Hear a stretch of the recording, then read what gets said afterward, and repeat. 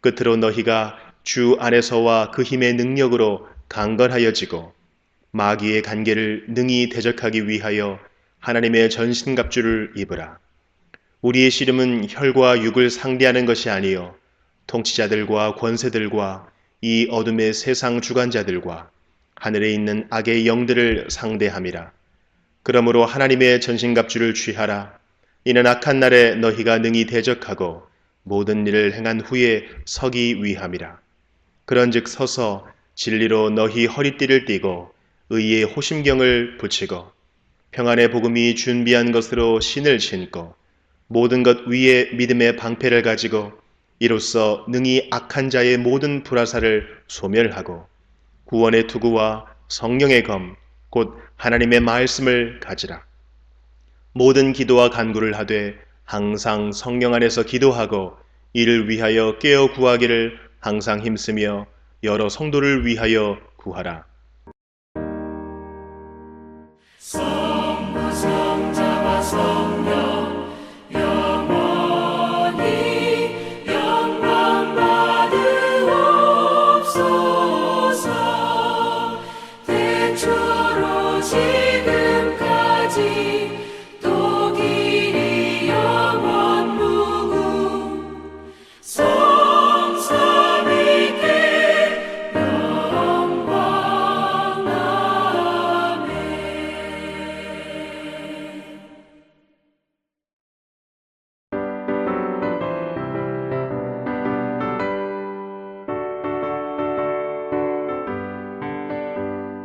우리들이 썩은 것을 결기하는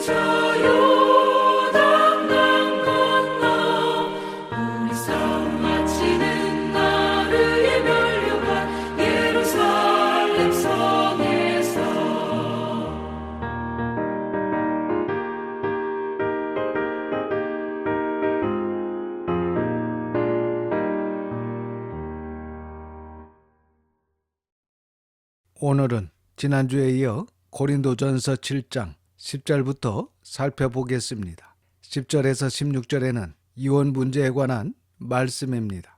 먼저 10절과 11절은 성도의 이혼 문제에 관한 말씀입니다. 10절과 11절입니다. 결혼한 자들에게 내가 명하노니 명하는 자는 내가 아니요 주시라.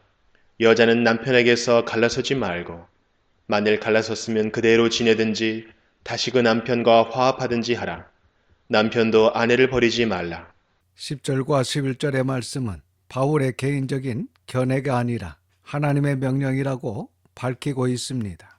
마태복음 19장 8절과 9절을 보시면 예수님께서 이르시되 모세가 너희 마음의 완악함 때문에 아내 버림을 허락하였거니와 본래는 그렇지 아니하니라. 내가 너희에게 말하노니 누구든지 음행한 이유 외에 아내를 버리고 다른 데로 장가드는 자는 간음함이니라 라고 하신 이 말씀은 예수님의 가르치신 말씀입니다. 그래서 바울도 성도가 배우자의 의도 문제가 아닌 다른 문제로 이혼하지 말라고 하십니다. 만약 이혼을 하였으면 그대로 혼자 지내든지 다시 이혼한 배우자와 재결합함을 말씀하고 있는 것입니다. 그리고 12절에서 16절은 성도가 불신자와 결혼을 했는데 이때 이혼 문제가 생겼을 때 어떻게 해야 하는지에 대한 말씀입니다. 이것은 하나님의 명령이 아니라 바울의 개인적인 견해임을 밝히고 있습니다. 12절에서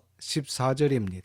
그 나머지 사람들에게 내가 말하노니 이는 주의 명령이 아니라 만일 어떤 형제에게 믿지 아니하는 아내가 있어 남편과 함께 살기를 좋아하거든 그를 버리지 말며 어떤 여자에게 믿지 아니하는 남편이 있어 아내와 함께 살기를 좋아하거든 그 남편을 버리지 말라.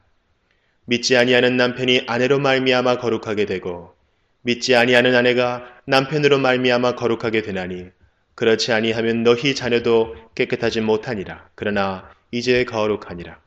이렇게 믿지 않는 배우자가 함께 살기를 원한다면 이혼하지 말라고 말씀하십니다. 그러면서 14절 하반절에 믿는 자와 믿지 않는 배우자가 이혼해 버린다면 그들의 자녀가 구원받을 수 있는 기회를 잃게 될 가능성이 크다는 것입니다. 그러나 이혼을 하지 않는다면 그 자녀가 구원받을 수 있는 기회가 크다는 점을 강조하고 있습니다. 그래서 이 구절을 현대어 성경은 이렇게 번역하고 있습니다. 그리스도인이 아닌 남편이 그리스도인 아내의 도움으로 그리스도인이 될지도 모르며 또 그리스도인이 아닌 아내가 그리스도인 남편의 도움으로 그리스도인이 될 수도 있기 때문입니다. 그렇지 않고 만일 가족이 뿔뿔이 헤어진다면 그 자녀들마저 주님을 알 수 있는 기회를 잃고 맙니다.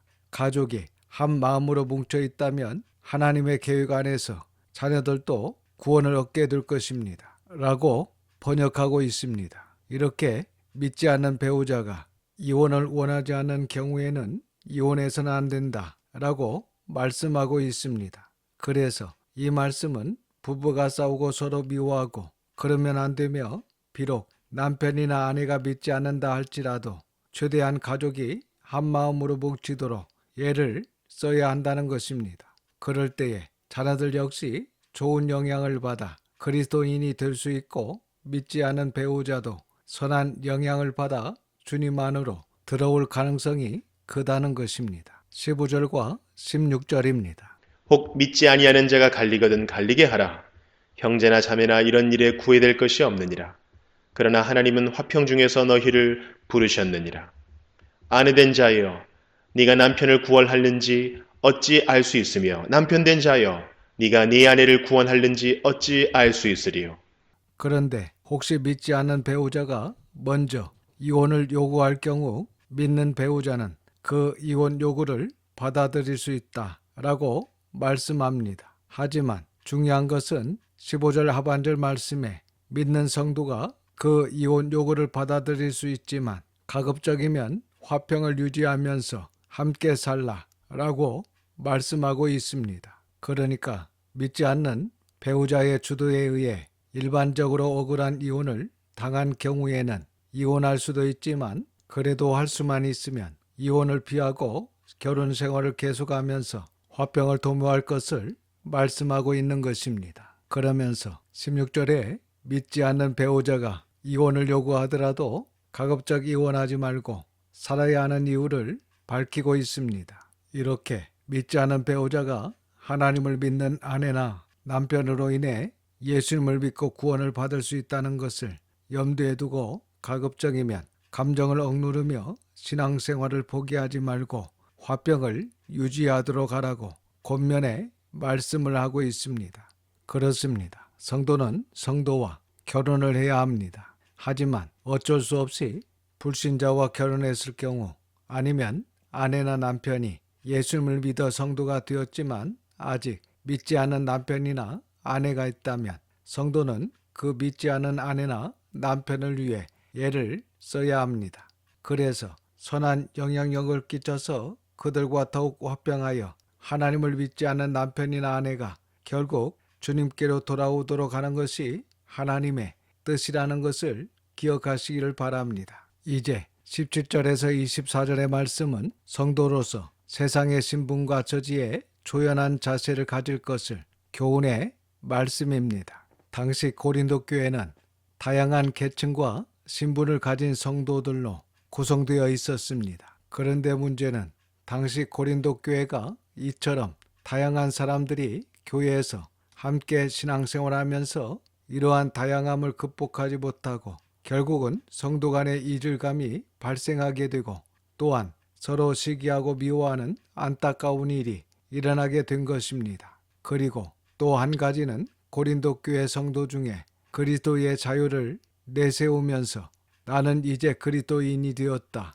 나는 이제 진리를 알았다. 나는 이제 천국 백성이 되었다. 나의 신분은 달라졌다 하면서 어떤 오해를 가지고 자신의 사회적 신분과 사회적 질서를 무시하고 기본 백성으로서 한 나라의 백성으로서 한 시의 시민으로서 의무를 무시하고 탈피해버리는 즉 의무를 회피하려고 하는 그러한 움직임이 고린도 교회 안에 있었던 것입니다. 그래서 고린도 교회 성도들에게 이러한 문제들에 대해 어떠한 자세로 하나님을 섬겨야 하는지 권면하고 있습니다. 우리 한번 살펴보도록 하겠습니다. 17절입니다. 오직 주께서 각 사람에게 나눠주신 대로 하나님이 각 사람을 부르신 그대로 행하라. 내가 모든 교회에서 이와 같이 명하노라. 오직 주께서 각 사람에게 나눠주신 대로 하나님이 각 사람을 부르신 그대로 행하라. 라는 이 말씀은 예수님을 믿어 전국 시민이 되었다고 해서 이 땅에서 한 시민으로서의 의무를 무시하고 회피하는 것이 아니라 오히려 하나님께서 부르신 그 삶의 자리에서 최선을 다해 모범적으로 행하라는 것입니다. 그렇습니다. 하나님께서 각 사람에게 주신 능력과 소명은 교회 안에서뿐만 아니라 이웃과의 관계에서나 사회 전반적인 위치에서 서로의 화평을 도모하며 최선을 다해야 하는 것입니다. 그렇게 할 때 하나님 안에서 성도로서의 본이 되는 삶을 통해 하나님께 영광이 되는 것입니다. 18절과 19절입니다. 할례자로서 부르심을 받은 자가 있느냐? 무할례자가 되지 말며 무할례자로 부르심을 받은 자가 있느냐? 할례를 받지 말라.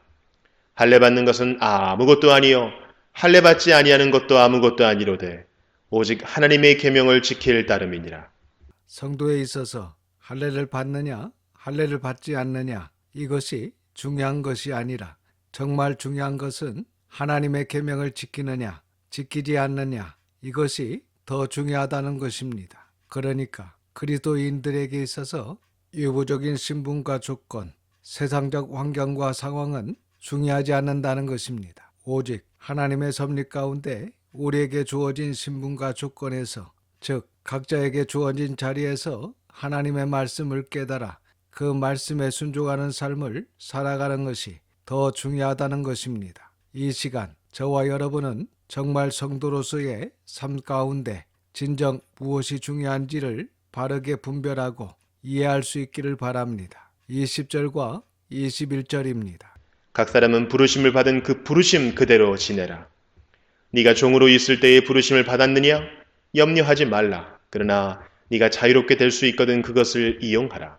당시 고린도 지역의 사람들 중 3분의 1 이상이 노예들이었다고 합니다. 그래서 고린도 교회 성도들 역시 상당수가 노예 신분이었음을 추정할 수가 있는데, 그런 성도들에게 종으로 있을 때에 그리스도인으로 부르심을 받았느냐 염려하지 말라고 권면함으로써 영적인 관점에서 노예라는 신분이 그리스도인으로 사는 데에 전혀 방해가 되지 않음을 그들에게 말씀하고 있습니다. 그러면서 만약 하나님의 섭리 가운데 자유인이 될 기회가 자연적으로 주어진다면 이를 거부할 이유는 없다는 것도 함께 권면하고 있습니다. 22절에서 24절입니다.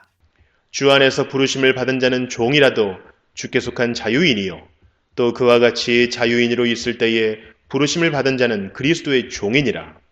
너희는 값으로 사신 것이니 사람들의 종이 되지 말라. 형제들아, 너희는 각각 부르심을 받은 그대로 하나님과 함께 거하라. 주 안에서 부르심을 받은 자는 세상의 신분이 노예라 할지라도 영적으로는 주께 속한 자유인이라는 것입니다. 또 그와 같이 자유인으로 부르심을 받은 자는 그들이 자유인이라 할지라도 영적으로는 그리스도의 종이라는 것입니다. 그래서 하나님의 부르심은 자신이 처한 상황에서 부르심을 받은 것이기 때문에 자신의 신분과 조건을 문제 삼지 말고 겸손히 받아들일 것을 말씀하십니다. 그러면서 23절에 성도는 세상 신분이 노예든 자유인이든 그리스도의 핏값으로 사신 것이기 때문에 이제는 사람의 종이 되지 말라고 말씀하고 있습니다. 여기 사람의 종이 되지 말라는 것은 이제 성도는 그리스도의 종이 되었으니 사람의 뜻에 살지 말고 하나님의 뜻, 하나님의 말씀을 따라 진실하게 살라는 것입니다. 그리고 24절에 이렇게 성도들에게 각각 부르심을 받은 그때에 그 처지에 그대로 있으면서 겸손하게 하나님과 함께 살 것을 반복해서 말씀하고 있습니다. 그래서 이러한 말씀을 통해 우리 성도들의 삶의 목적은 세속적 신분과 처지를 향상시키는 데 있는 것이 아니라 자신의 자리에서 하나님의 뜻에 순종하며 그 하나님의 부르심에 합당하게 살아가는 것이 성도의 삶의 목적이라는 것을 기억하시고 마음에 새기며 성도로서의 본이 되는 삶을 통해 하나님께 영광을 돌릴 수 있기를 주님의 이름으로 축원합니다. 기도하겠습니다. 아버지 하나님, 하나님의 거룩하신 이름을 찬양합니다. 오늘도 귀한 말씀을 듣게 하시고 깨닫는 마음을 주셔서 감사드립니다.